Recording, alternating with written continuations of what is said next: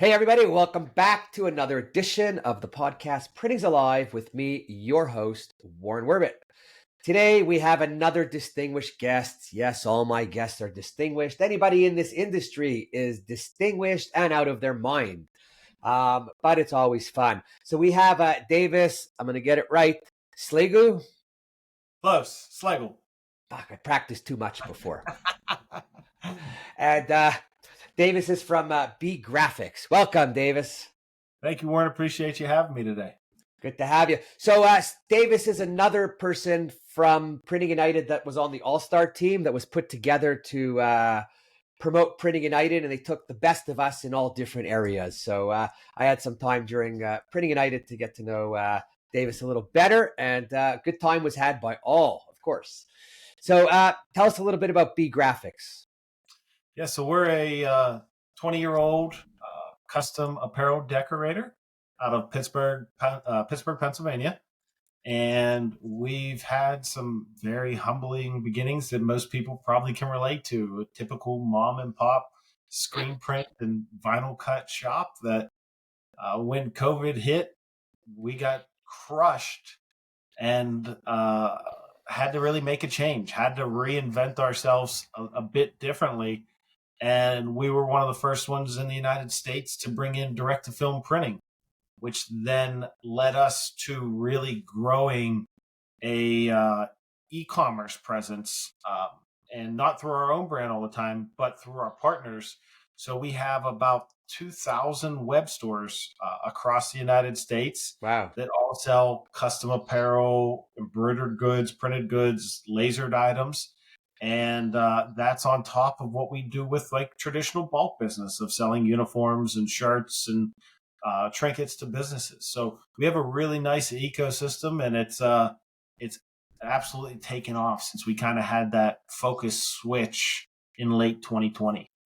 Cool. Okay, so tell us a little bit before COVID what was happening and how you were doing it, and then give us the switch over and what you moved into and what the differences are between. Sure. So we were a traditional screen printer. We had one automatic, one manual screen print press, a manual screen room. We had ink everywhere. We we had shirts that would get burned. We were on average an average screen print shop at best, right? Simple 1-2 color designs, 10-day, 12-day production leads.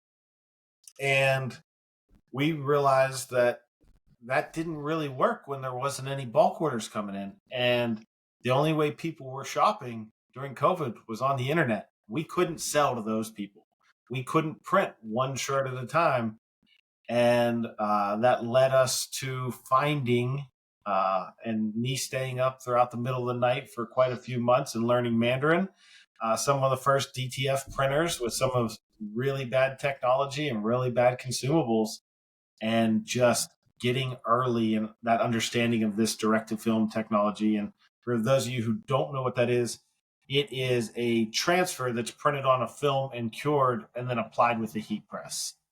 And since then, it's been all about sales, growth, artwork, automation, processes, all the things that come with the digital process, the digital transformation.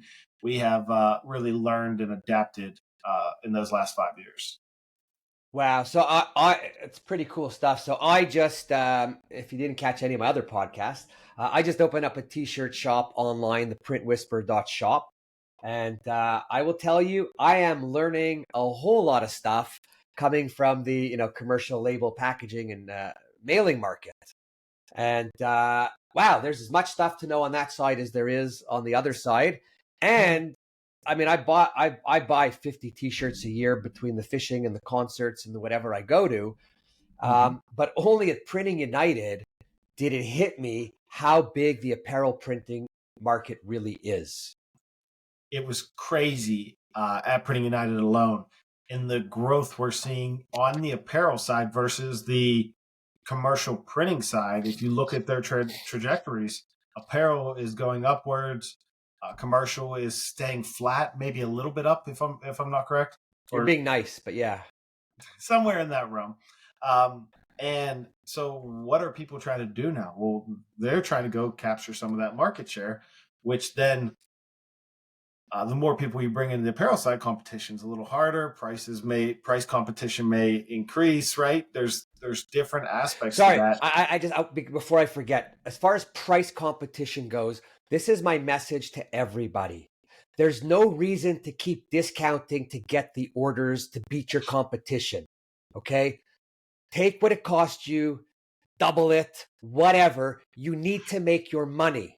The consumer does not have to win. The end user does not have to win. They just have to get something comfortable, and it's all comfortable because you know it's comfortable and appreciate it. Um, I don't know. I'm sorry, but I'm just so tired of everybody lowering a buck or two or five or 10, and it doesn't help anybody. And the buyer doesn't matter to him either or her, right? Yeah. So That was my little commercial for keeping your prices up.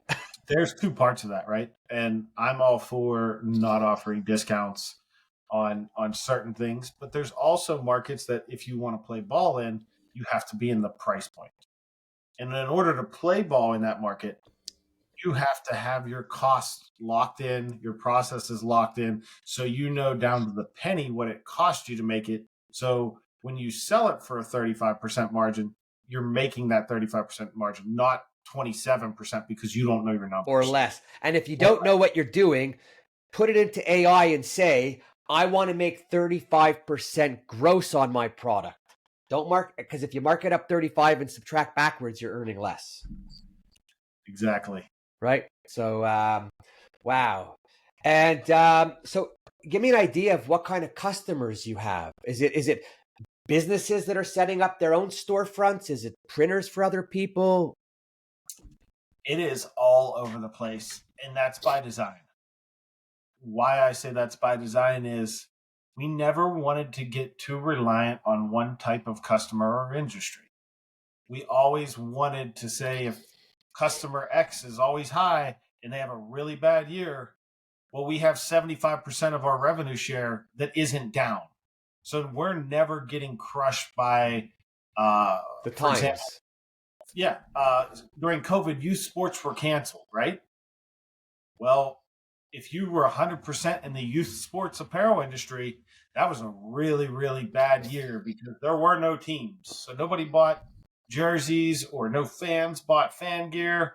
And that was really, really bad, right? So, but who was buying? Companies that had remote employees, um, people that were first responders that needed gear, healthcare, um, the necessary workers, right? People that are food delivery, all of those things, they still needed gear. But we were selling there, but we were selling no teamwear. So we have positioned ourselves very strategically in different markets to offset that. No, I like that. It's even when we were in print, actually we had a rule when we were in print that no customer should be more than 10% of our sales. So if they were going up, we would just go out and beat the reps to go find new customers to lower it because you're not really going to turn away business, right?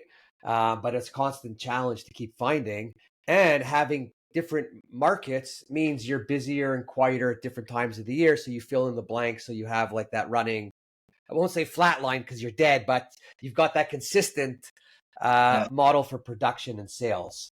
So it's Yep. pretty cool, you know. And we see that in our industry.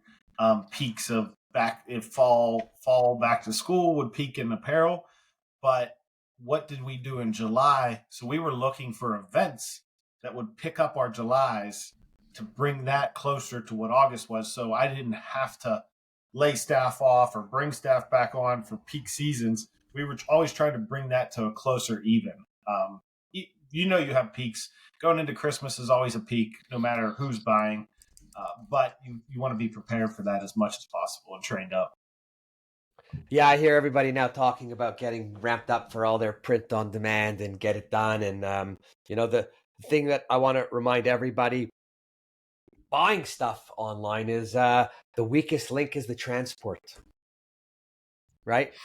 Which kind of sucks. I had someone call me the other day because a t-shirt took an extra 2 days, and I'm like, dude, I don't drive the truck. If I could, I'd go out and find it, but you'll have it in a day. You got to try to work the customer to let them know it's in the range. But nobody screams at Amazon that they're 2 days now and not one anymore, right? They're 2 days most places. Well, unless you're in a major metro city, they're 2 day. If they have everything. Yeah, if they have it in stock. Wow. So they've quietly gotten slower and nobody said a word. Then they haven't dropped their Prime charges either. No, I think those went up too. Yeah, they went up, and now they got commercials on Prime Video. But anyways, tell us a little bit about your operation. Like, how do you operate? What are you running? Not exactly, because I'm not asking you to tell proprietary information. Sure. But, just give us an idea. We're a staff of 30. We have from salespeople to marketing to design, accounting, purchasing, and production. We're doing in-house print with transfers and heat presses. We're doing in-house embroidery, and we're also doing in-house laser engraving. We do those for single piece orders and or bulk orders. And we also contract a lot of work from screen printing to sublimation, signs, promotional products. I think that covers just about everything. Yeah. So when you're doing t-shirts, how many t-shirts can you do in an hour? Like, it's a world I don't even know, right? Like, is it one? And then at the show, I mean, I've seen Kornit's equipment in action live, like in Drupa and stuff. And then I saw the silk screening with the 20 tables that go in the circle and around, and like, it looks a little rudimentary. So it's a loaded question, right?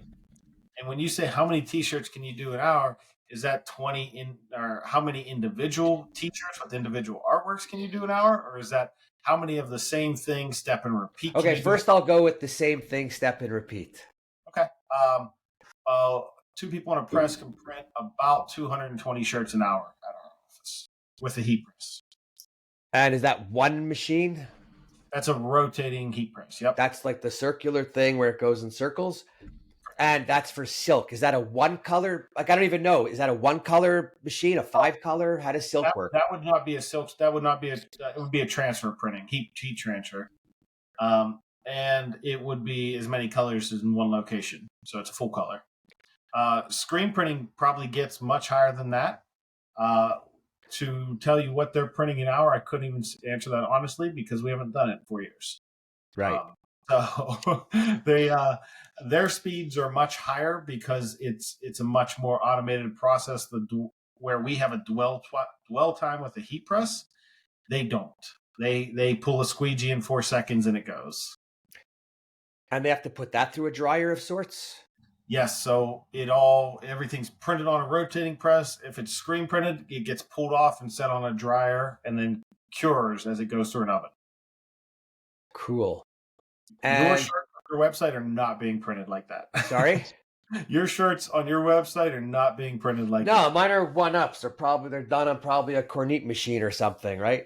Correct, and then probably going through a curing oven afterwards with the QR code and gets individually bagged and items like that. So personally, my best t-shirts actually were probably silkscreen in the old days with the Grateful Dead t-shirts that I always bought. Mm-hmm. Now I'm noticing the t-shirts have these transfers on them that aren't as comfortable, maybe a little sweaty. The price of the t-shirt's still $50-$60 at the show, but they're doing them differently. So what decision, or what causes someone, I don't know if it's the right word, but how does someone make a decision on which process to go to? So 95% of the customers in the world don't know nor care how a shirt is printed. The good decorators suggest based off the artwork. Whether it's a simple logo or if there's something showing through in the design and they're incorporating the shirt coming through, that gives you the ability to choose which method you want to decorate. I don't necessarily care how things are printed. I am not favorable to a screen print, to transfer, or to direct a garment. I think they're all just a tool in the toolbox. When done well at all levels, shouldn't matter one bit. It's all about how much time do you have to do it, what cost do you need it done at, and what quality output are you looking for? How many colors, how many locations, what is your outcome when selling drives which production method you're going to use. And the customer should never know that unless they're specifically asking. Yeah, so we were like that in print, where it wasn't their business if it was commercial or digital, as long as we got it out and it looked good. But I ask because I notice a big difference in the shirts, and I'm not a transfer guy. I find the silk or the print right on just to be more comfortable, and the shirt could move around a little differently. And if it's no transfer, it doesn't make noise when you fold it. That's just a bad design transfer. Is it? Yeah. So they all shouldn't be like that. Ink. Sorry? Way too much ink in the artwork. So they should be is that it? Free. That's it. So I should give them another chance?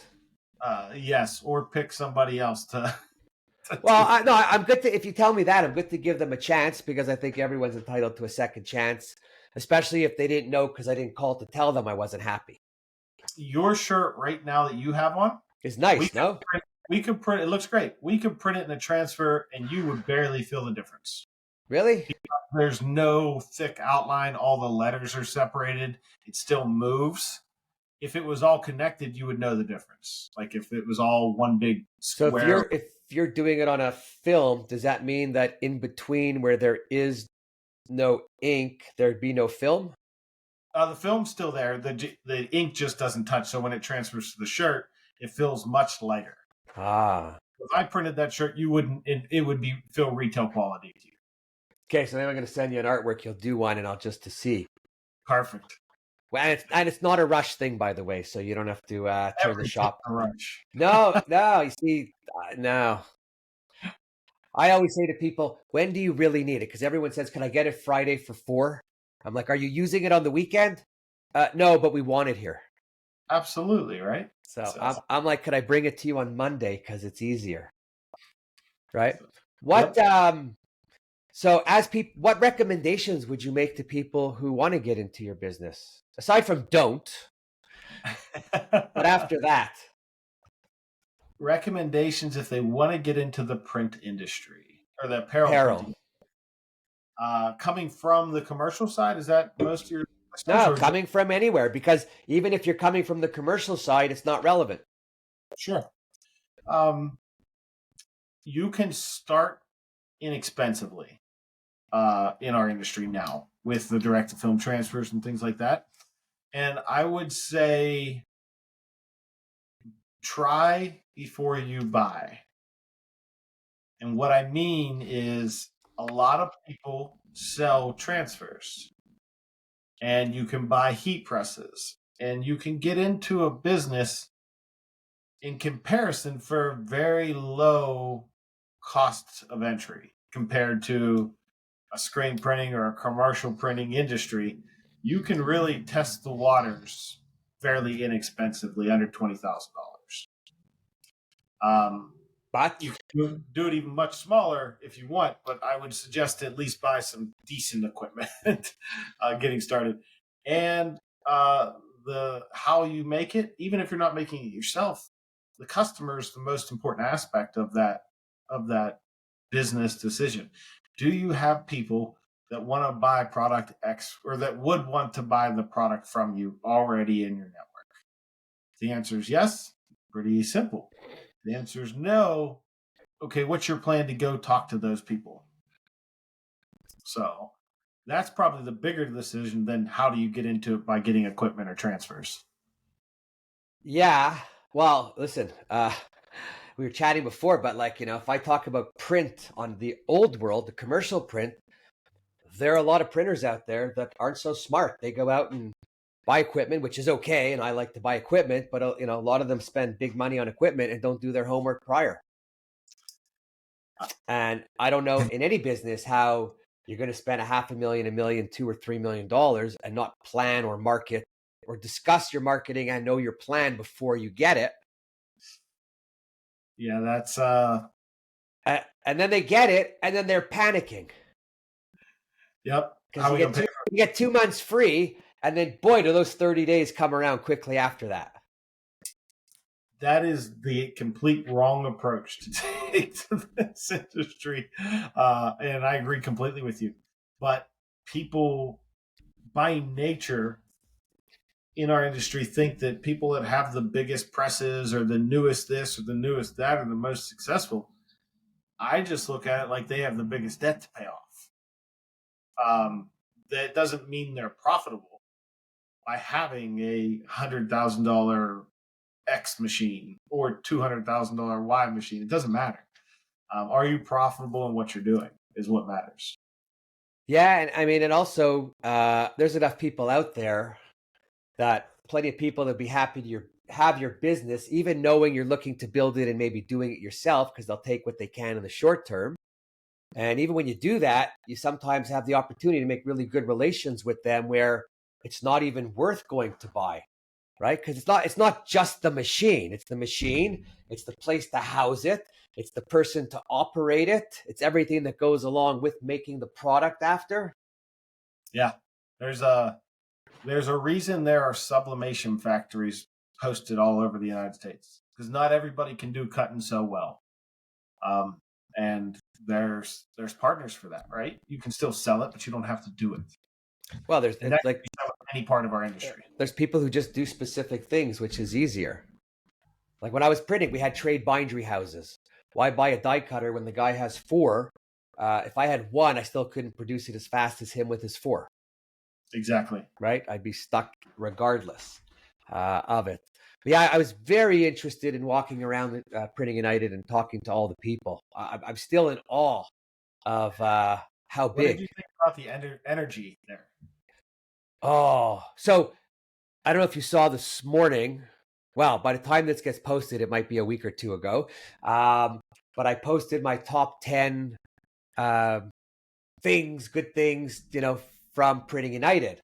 And number one, and this is the only way I know to rate a show, is I left not having seen and spoken to all the people that I wanted to. Right? And when I called them after just to say, like, hey, were you there? Even though I knew they were. And they're like, yeah, where were you? I said, I was in the other aisle. Didn't make it to you. And they were like, yeah, I wouldn't have been able to talk to you anyways because I was talking to real customers. Yep. So comments from a bunch of people were like, print is back show-wise. A lot of people prior were talking previous couple of years about shows being bad. And number one, I don't listen to those people anyways. There was a few elders who said to me, well, what do you think about the traffic? And I'm like, what kind of question is that? How many good conversations have you had with people is what I want to know. Right? Yeah. But it's the same guy who says, can I scan your badge? And I'm like, no, because I'm never going to buy anything from you. So why do you need to have me as a lead? Yep. Like, I don't understand all of that stuff, right? Maybe I'm backwards, but you're hitting quotas. I don't understand quotas because I want real stuff. How many people did you talk to? How many people can you follow up with? Right? Tire kickers don't count for me ever, but I guess big companies, the marketing person has to justify the leads to get the budget. Yeah. And I thought it was complete energy, like excitement, energy at a high. People were looking to buy. They were asking the right questions. I had plenty of introductions. I myself was not looking to buy anything at the show, but I was showing people I knew, introducing them to people that had equipment that they were asking me about. That was no benefit to me at that show, right?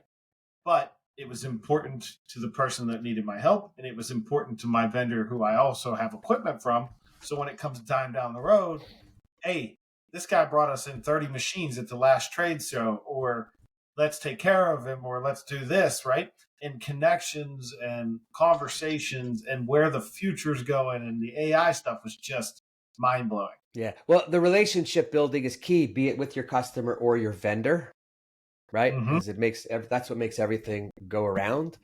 The AI stuff, I mean, there is so much AI stuff out there that even the people that are heavily in AI can't keep up with what's happening daily. So for Nope. the rest of us, like someone was telling me this morning, like, you know, I got to do this, I got to do that. I said, stop. I said, you're already getting ahead of yourself. Just one thing at a time, pick a topic, deal with it. You can't do it all. And it's a little bit like .com because a lot of these AI companies will disappear as time goes on, Yeah. right? The strong will survive, the weak will fall. They look like the early DTF companies too that have popped up and come and gone. People get consolidated. They build something. They get a customer base. They get bought out. They get merged into another tool. You're seeing that everywhere already. We're on phase 2 of AI. Yeah, every 6 months there's another phase, if not sooner, right? I actually talking about the show. I did love, you know, you said you were taking people places and introducing them to places. I had the same thing happen to me. Usually, I'm the guy doing that, and as I'm lurking around the apparel zone, popping up and just asking people questions, people could not have been kinder. Folks that have been at it in a long time were like taking me by my hand, introducing me to this person, that person, and I said to one guy, I said, like, you're giving me goosebumps. You're so kind. Right. And I said, just so you know, I said, you made my day. And he's like, actually, you just made my day. And if we had more of that in the world, how good would everybody's days be? Right. That's I think there was a lot of that positive energy at the show where willingness to help, willingness to introduce, willingness to listen to other people and their thoughts and what they want to do or what they hope to do, or whether it be suppliers, buyers, people associated with the alliance, anything, right? Everyone has a different outlook or opinion, and just hearing all that was invaluable. Oh, there's so much to take it. The other thing I like two other things at the show that were good this year. I like the setup because it was one big rectangular room. I don't like when you have to change floors or change rooms because I never get back to where I want to go. Not that I got around to everywhere I wanted to go this time. And surprisingly, the food was actually better. Yes, they had all the food options from all the different vendors. It was like you could get any flavor you wanted, and it didn't taste like a burnt hot dog. Well, I said in my video this morning, I had like a Korean barbecue as opposed to the original plastic hot dogs I always have. Uh-huh. So I thought that was pretty good. Actually, the days were so busy, I don't even think I had lunch one of the days. Like I only realized at the end, and you know, you just had to eat something quick so you could have a drink at the end of the day. Put a little base down, just a little one. No shortage of that stuff there, right? So any crazy stories from your side of the business with customers or walking in and wanting 5,000 t-shirts at the last minute or for an event? Because events are always a problem. Yeah, so I mean, we just while we were at the show, we kind of do some hot market stuff, right? And we had six local teams all win a section or regional championship on a Friday. We worked with our apparel vendor Samar in advance of this event. We launched the store Friday. We shut it down Monday morning. We brought every garment in, printed it, and bagged it, and had them out by Tuesday afternoon. We didn't order until Monday morning. And so we did 6 entire online store pop-ups in a 4-day span from selling to print to delivering just this Monday after Printing United. Like how many units? I want to say it was somewhere in the 800 unit range of all individual customization on shirts. So 800 different designs, basically. Yep. Wow. So it was just, and everything was printed, individually packaged by customer order, boxed back up, and then we actually sent our people out with cars to get it to them quicker. We didn't even UPS it.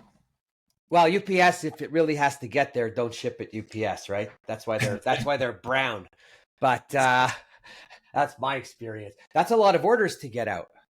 Yeah, and it went extremely smooth. My team owned it. We were prepared for it. Sandmar partnered with us to knock it out of the park on the delivery, and it went. It couldn't have went better. But that's just some of the things we're seeing that are really elevating what we offer, how we offer things to our customers. So when you're doing a job like, or jobs like that, what's the potential errors that might occur? And when you have errors doing what you do they go far and long within a job, or are they like short because they're in, smaller, or is it defects? I don't know. Potential errors are where we receive the wrong garments or something purchased doesn't come in right. That order was perfect. Another potential error could be misprints, banding in the prints, damaged transfers for some reason. That order was perfect. When I say it went as smooth as it could, there was a 0% error rate across those 6 stores. Wow. In a 24-hour turn. That's doesn't get better than that. No, it was very well handled. Our team did an amazing job on that order. Wow. In your experience, what's the return rate for defects on printed garments? So across our web stores in general, we're less than 2%. Whether it's our fault or there's a hole in the garment or something like that we didn't catch, less than 2%, which is our industry-wide standard. I want to say is 3%. So we're at about a 2% here. And are customers accommodating, mean when they have defects or problems? The biggest problem we see is when customers say they didn't order that size, and it's absolutely 100% they just clicked the wrong product. They clicked an adult instead of a kid's. They can get mean because they're getting defensive when it deals with their child, and their child doesn't have something and it's their mistake, but they want to put it on somebody else. I get it. Parent mode comes out, right? No, that wasn't my fault. In that case, you either get a little sympathetic and you help this parent solve a solution quickly, or you leave them out to dry and then they really drag you through the fire. We try to go the sympathetic route. Everybody here is part of somebody's family. So we act like if we can take care of them or help them get something at a discounted rate on a return, we try to do that. So I'm wondering, just because now I'm doing these, I've got this t-shirt shop, the printwhisper.shop, for anyone who wasn't listening before, and I want to make sure you heard about it. Like everything's great when it's great. And then I'm thinking, wow, on my site, it says no returns unless there's a quality issue because they're custom made and you're picking the size. You're doing all of that. Right. But that's me. When I buy something at the store and there's a problem, I don't complain. I just don't go back. I go back to the store. I don't go to return it. I'll give it to someone because I'm just not a returner. Yeah. I think that falls under lazy. But I'm thinking that if someone calls with an issue with a t-shirt, it's just easier to just have a new one printed and send it out and burn the other one or keep it because there's cost associated with sending it back and forth. What's the cost of a negative review worth versus the cost of a pre-printed t-shirt? And right. I'm not even thinking review. I'm just thinking heartache of my own. Just print it, send it out. And if they send it back, you're going to pay or whatever. And what do you do with it? It's not worth to get it back. It's not worth to get it back. Yeah. We actually tell a lot of people to donate this stuff. If they get the wrong size, please donate it to a kid or family in your team or organization, or to a charity that could use it. Yeah, I like that. It's a goodwill. It's not only we're replacing it, it's a goodwill gesture at the end of it. Yeah, no, and that actually is going to work. I'm going to use that one because like at the beginning I said on my site, I'm donating 10% of the profits to kids. So I don't want them in any way to miss out on anything or suffer. So if I don't get the few dollars on the shirt and someone gives the shirt to a charity, I guess it's still a win-win. But it's absolutely. But it's always interesting to see. Like I'm just as I start to go, I'm waiting to see what to deal with everyone, to respond to everyone, and how to keep your cool with a lot of people. Because I watch when I go into the retail store and I see some of these customers coming in and returning things after however long or whatever their story, I just go like, oh my God, are you kidding me? I don't even know how some people have the nerve to say some of the things they say when they want to return something. I'm with you. Right? I don't even comment on that. It irks me so bad. Yeah, no, I don't I don't get it. Are there changes coming, or what do you see happening within the apparel decorating industry? I would say this to any manufacturing. There's absolutely changes coming. There's technological changes. There's AI being introduced to software, right? There's training aids. There's things to speed it up. If you saw on the show floor at Printing United, there was robots doing things. Love those things. There's robots. If you're an owner, no sick days. Everything's loaded exactly the same way all the time. Mm-hmm. Not that I want to get rid of people, but there's something as an owner to say about not having headaches and people whining and complaining about having to do things. It's I don't believe that robotics are in the apparel industry are a year away. They're a little further than that because there's, for example, you pick up a T-shirt. Well, you pick up this T-shirt, it's an adult extra large. But if I go to pick up my kid's T-shirt, it's a 5T. So this little bit in robotics is a big difference. And how you so there's a ways to go versus picking up one piece of something that's the same size every time. And there's 100,000 SKUs of garments and sizes. So it's a little ways there versus picking up a 4x8 sheet of Coroplast. Right? Well, I mean, a robotic arm is, what is it? It's a couple $100,000 for the heavy duty ones anyway. So you've got to be doing a lot of T-shirts before you design a robotic arm to help you out. Yeah, exactly. They had a heat press there from Rock, the Rock Impress. A human puts it on, a suction cup drops the print on, it presses it, a thing peels the print off, it presses it again, and then these claws go up, pick it, and put it on a belt to take it away. So Amazing. It has taken some of the human element out of that job. One of the when they first introduced that thing, there was 3 humans working on it on the first iteration at the trade show. Now Rock has it where they're running 1 human on it, right? So you're going to start to see more of that. And that's a shitty job, by the way, too. So it's not like a good job is being eliminated. It's it's a repetitive job. Right. It's not, I wouldn't say it's hard or difficult. Repetitive and tedious becomes tough after a while, right? So here the machine has no feeling, so he just keeps going. Exactly. But so that was cool. That's down the line. You're seeing mergers across the industry. In our world, the 2 biggest e-commerce providers, Inktovo and Order My Gear, merged at the show. They announced the day of the show launch that the front-end web stores that most of the decorated apparel industry use are now going under one house. How big was Inktovo? Inktovo.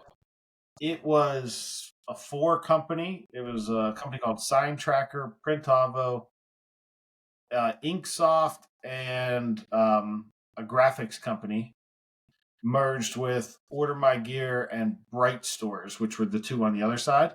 And they were more on the promotional side and team store side of gathering. So they're now, all these products are going under one roof of one parent company. So, and this past year, we just saw Alpha Broder merge with FNS Activewear, which was huge in the supplier side of it. So now there's really only 2 big suppliers. And like on the Inkvato side, with those guys merging, how are the customers affected? So most customers had both accounts, I would assume, depending on where they were at. Some didn't. the transition was Alpha Brothers here until this date, and after this date, you have to order everything from SNS Activewear. So it wasn't a super difficult. I feel like they actually did a pretty good job of minimizing disruption while doing it. And but there's one less person you can price check on to see what price you can buy something at now. There's only two big players. Is that so bad? No, I don't think it's bad or good. I think it's just what it is. No, when I say when you said there's only two players to price check, I'm thinking, who cares? When I was buying a lot of paper, and people were, I don't know, whatever, paper was $1 a pound, and someone, well, this other company's at 70 cents a pound. I'm like, get rid of them. If we're all buying paper at $1 a pound and putting on our markup, we're making more money on $1 than we are on 70 cents. So who cares? Mm-hmm. We don't have to protect the end user to make sure that they're getting a price point. If we all have the same numbers to deal with, and we all want to make roughly the same margin, then that's what the customer has to pay. Yep. And the customer, by the way, the customer never argues when a can of Coke is $1 at General Dollar Store, or it's $6 at the bar, right? The bar restaurant where they're watching the football game. Mm-hmm. So what are they beating up the old printer for? It's just the way it's always been, right? Well, who says it has to stay that way? I am sick of it. I'm with you. Let's make that change, right? And it's not about greed. It's about getting paid rightfully so for the investment you're making in doing this. You just got to be careful. Some people might call that collusion. Well, what do the oil companies call it when they're on four corners and they're all the same price and one goes up and they all go up? They don't call it anything. They just call it price rates. They don't call it anything. No, we have the same thing in Canada. No collusion, but all the main players of certain niches all have the same price increase. And is one not want to pick up market share by being a little less? No. I don't know. I think everyone's just out to beat us up for no reason. And I want to fight it because the truth is, and I'm going to make a t-shirt that says it. I have one, actually. The world can't live without print. Everything we do helps somebody else make money, do business, and grow. Everything. That's a true statement. Right? And what do they do for us? Aggravation, angst, headaches, and late payments. Yeah. You change your workflow around a little bit. You solve some of those problems. Yeah, smaller customers are easier to pay on a credit card because you're talking them into the points they're going to get and take their family on vacation. Right? You just have to get creative on the different ways that you channel the extras.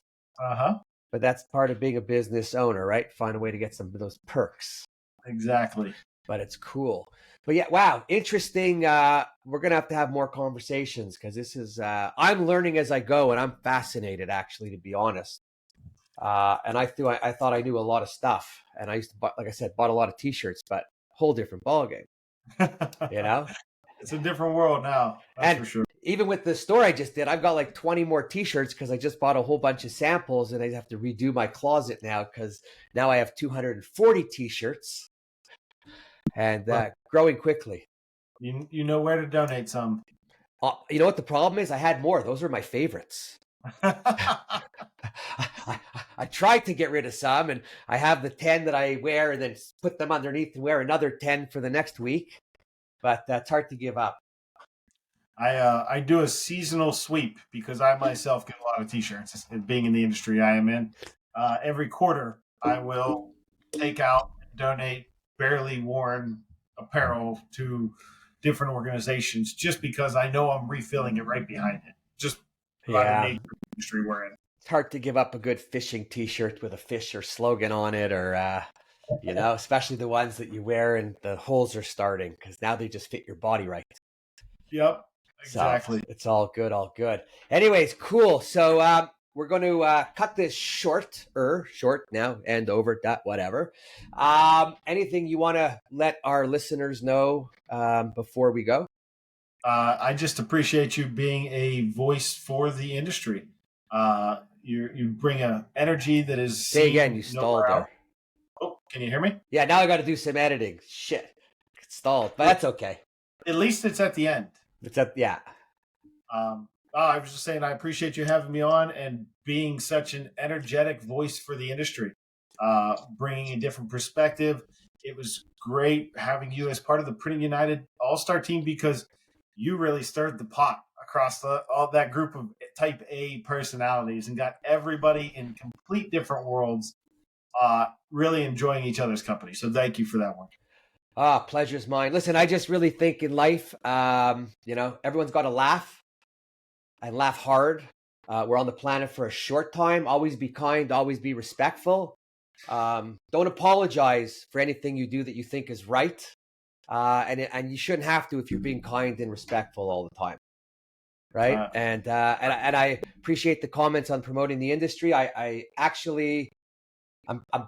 pretty proud and pretty excited with what I do because I think I could be one of the only people on the print ownership side that speaks out, thinking on our behalf, right? And I have nothing against anyone. I just want to make sure always that every print owner, regardless of their industry, is making the best decisions that take him or her the farthest, because when we make decisions, they stay with us for 5 to 6 years.